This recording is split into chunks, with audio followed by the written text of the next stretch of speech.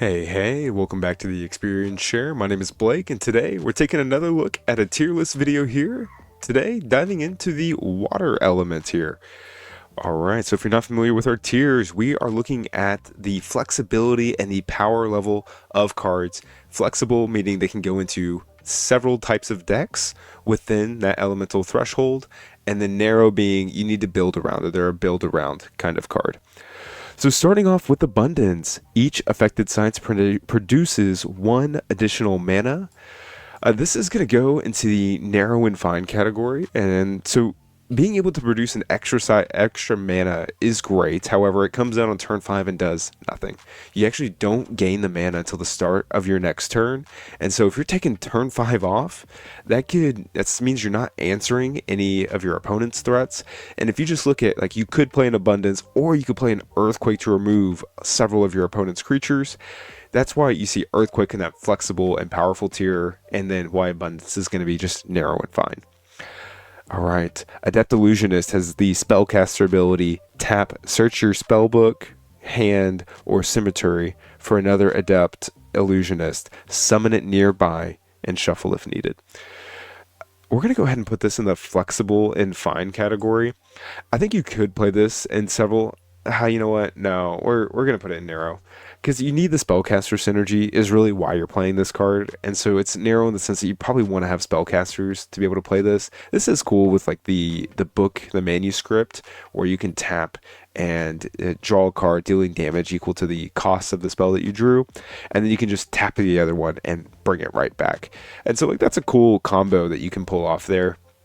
But it's kind of narrow in the applications for when you want to use a 2/2 that has search for another 2/2 basically. All right. Next, Atlantean Fate. Affected non-ordinary sites are flooded. They are water sites. They only provide water threshold. They lose all other abilities. And then they also has Genesis, submerge all minions and artifacts on top affected sites. This is going in the flexible and powerful category here. This is really the reason why 4-color Death Speaker is a thing. You're playing 4-color Death Speaker so you can splash the Atlantean Fate. Atlantean Fate is devastating and backbreaking to a Death Speaker deck that's playing 3-4 colors, turns them all into water sites, and you can really mess over a Death Speaker deck just by playing Atlantean Fate. But then it also works like Earthquake. Now you can only play one of these instead of two. It'd be great if this was an elite, but then it wouldn't be Atlantean's Fate. Atlantis only sunk once, and so that's why it's a unique. It makes sense flavor wise. But yes, water wishes that had more removal spells. Alright, next we have Captain Balthazar here, which says, whenever Captain Balthazar attacks a unit or site, the defending player discards their topmost 3 spells.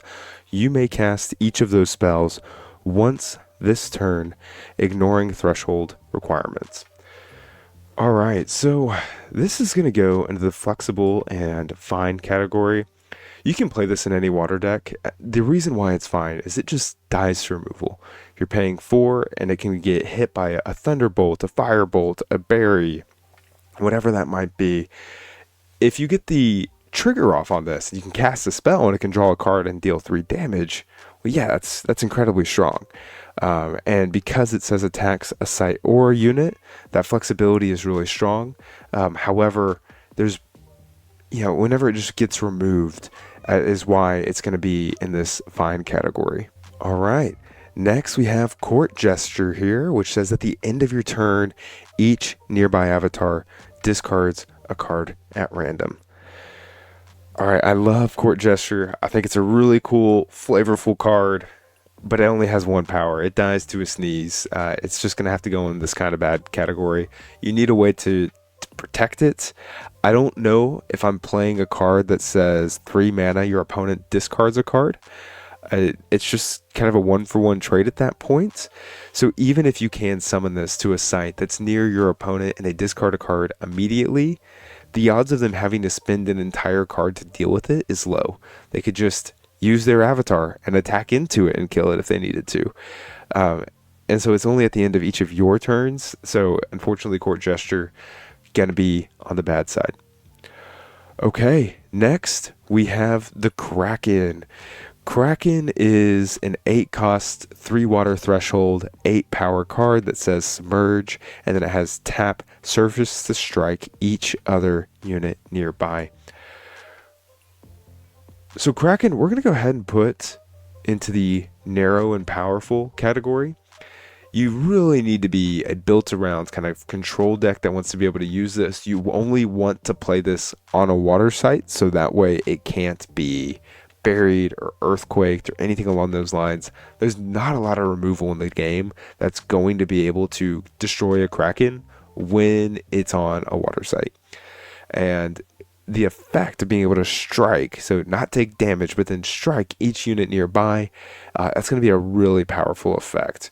Now, it's narrow and not every deck is going to want to play this, but in a deck that does want to play like a water control deck, a Kraken's going to be really good. If there was a way to give it charge, and there's not right now, but in the future, I think that would just make it even stronger.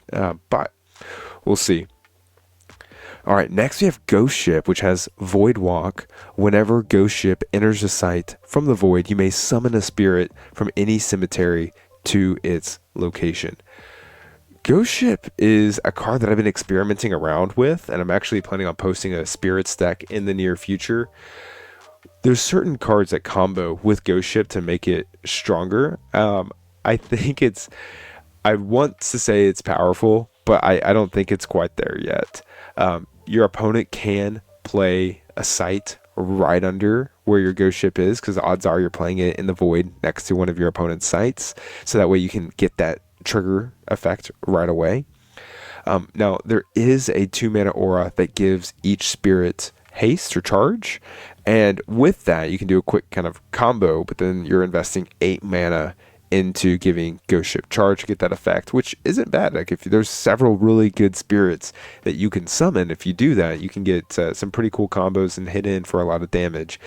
But it's only going to be Ghost Ship that gets charged, not every spirit there, and so typically you even have to wait a turn from there. All right, next we have the 8/16 Great Old One, Submerge, Genesis, permanently flood the entire realm, including voids. The Great Old One is going to go in that very narrow but powerful tier. This is the same thing. This turns off all your opponent's berries, earthquakes, anything along those lines. Floods everything, turning your water synergy up. These 2 cards are only going in mono water shells, but they are really good top ends, and you can play Mix Aqua to get these out a little bit early. The hard part is just the card advantage. I'm not going to pretend like these are incredibly powerful cards, in the sense that you want to play, this is a reason to play water. But if you're playing water and you want to play a water control deck, there's a good chance you're going to see both of those in that deck. Lord of the Unland here, it's a 4 mana, 3 threshold, 3 power, Submerge, and then other allies occupying Lord of Unland's body of water have +1. This is going to go into the flexible and fine category. It's, being able to be a lord that pumps everybody in the body of water is great, but it's not pumping itself. It still dies to a lightning bolt, to a fire bolt. There's so many things that can kill it. Now, you can submerge underwater to give it some additional protection, and that's probably the right thing to do here. But I just think that, it's tough. You need to have a lot of creatures in the body of water. You also need to be able to flood your opponent's sites to be able to attack and deal damage with that extra +1. I think it's flexible. I think it's really not flexible, is it? Because it has that 3 threshold, so I'm not really trying to slot this in to any sort of water deck. It's going to be another kind of water control deck. Yeah, we're going to have to bump this one down, actually. As more I'm thinking about it, to this narrow and fine category.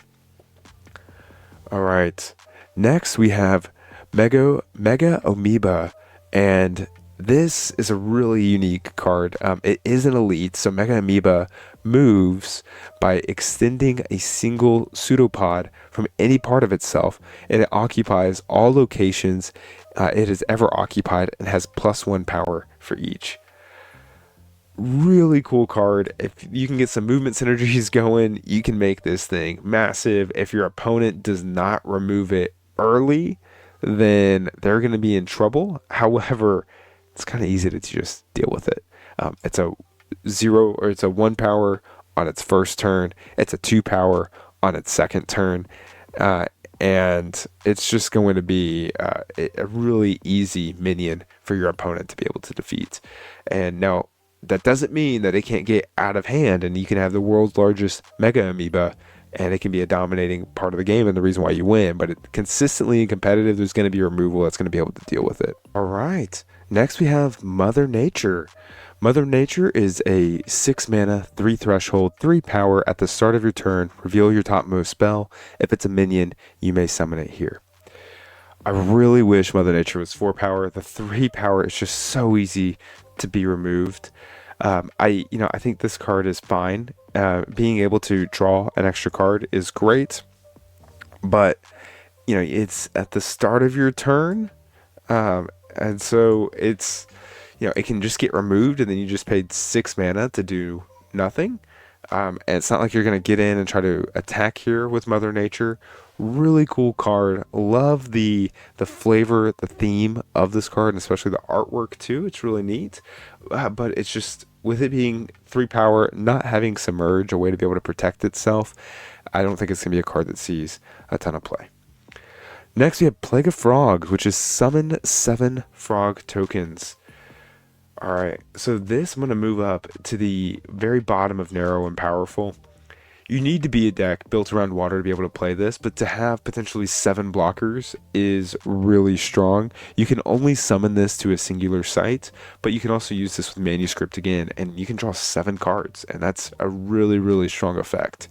And so I think when you need Plague of Frogs, like, there's nothing for 1 mana that's going to give you this much value in the game.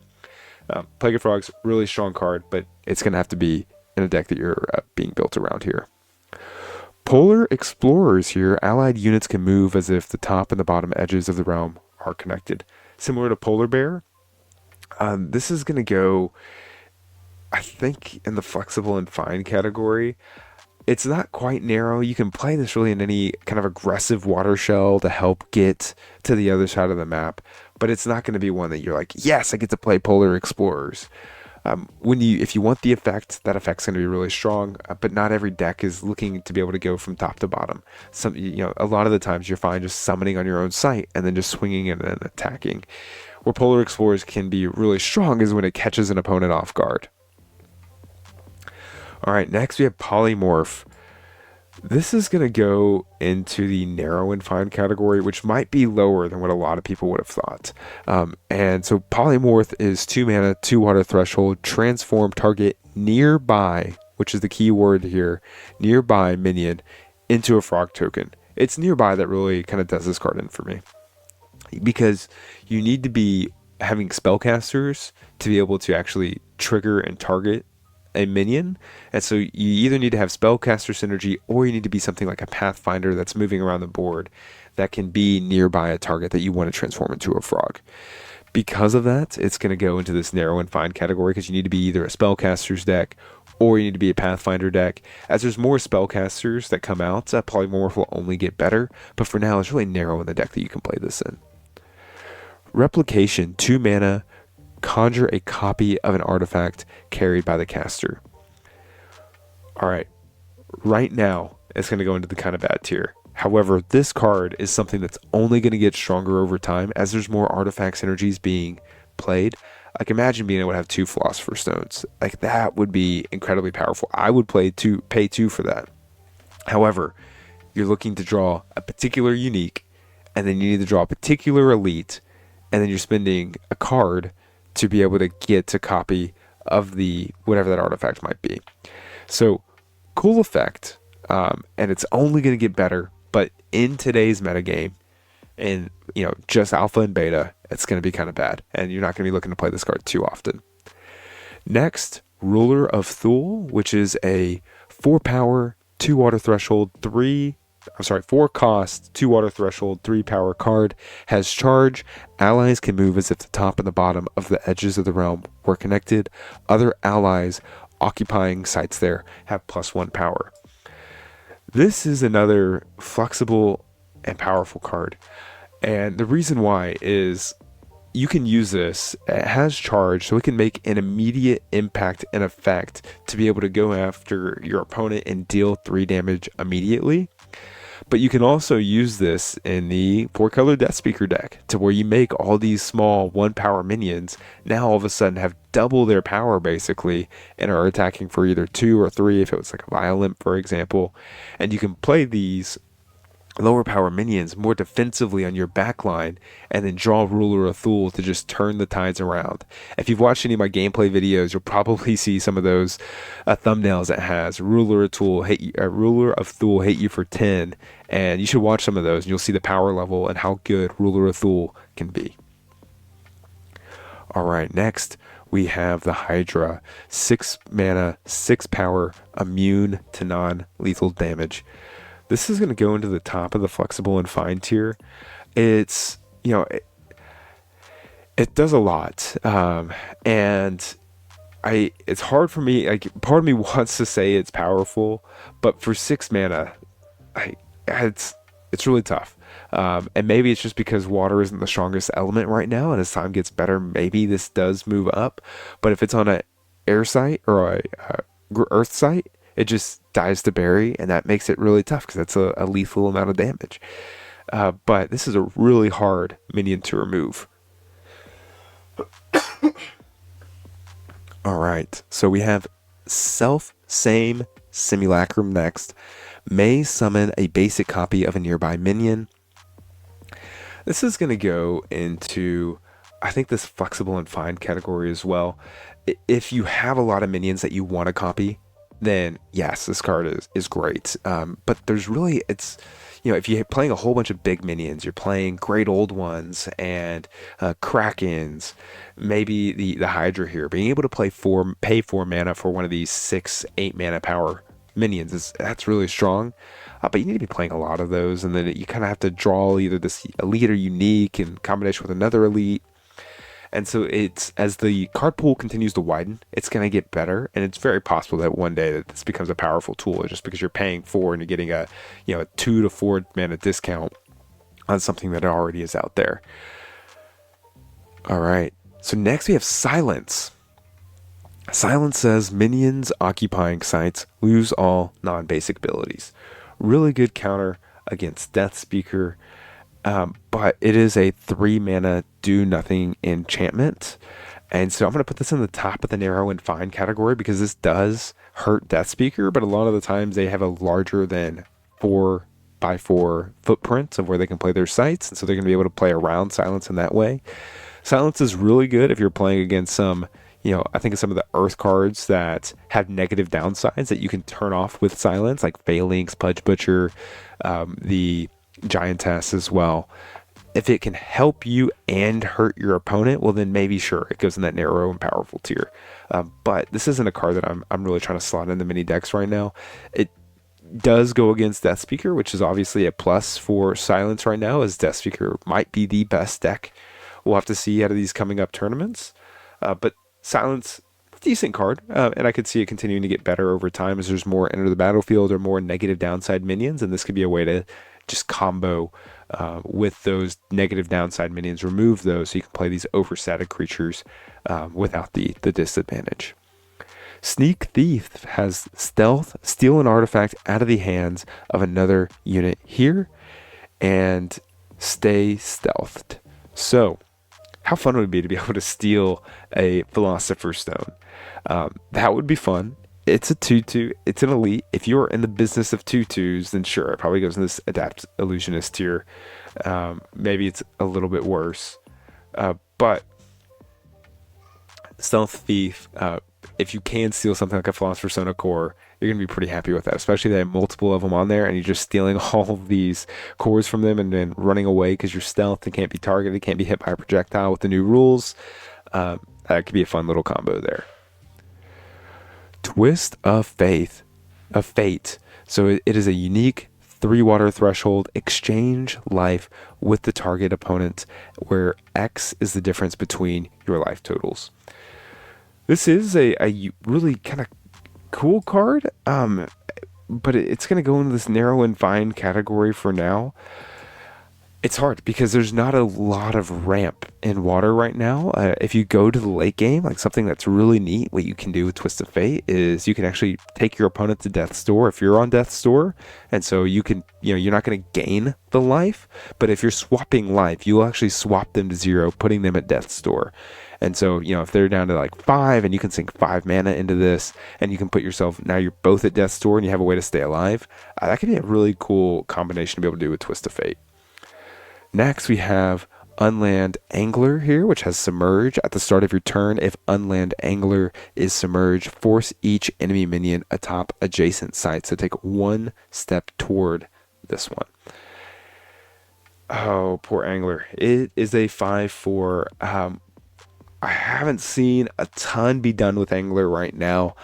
I'm going to have to put it in this just kind of bad category. I think I'd rather play some of these on par 2 mana 2/2s than this 5 mana 4.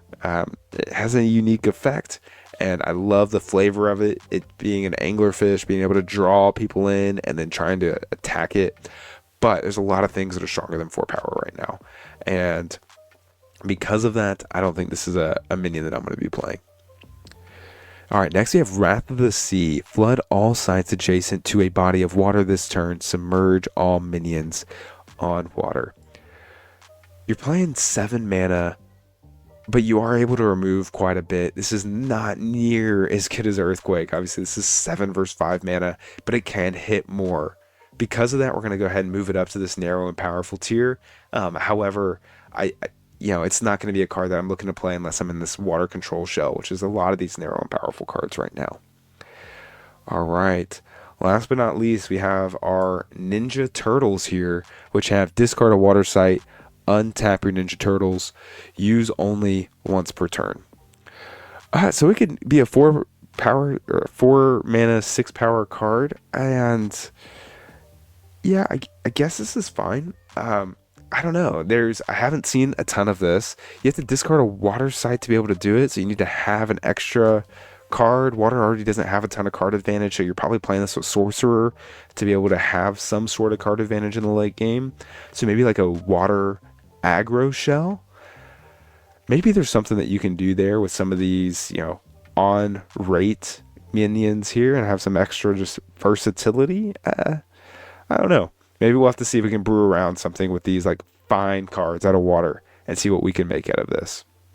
But that's going to do it here for our tier list going over the water threshold.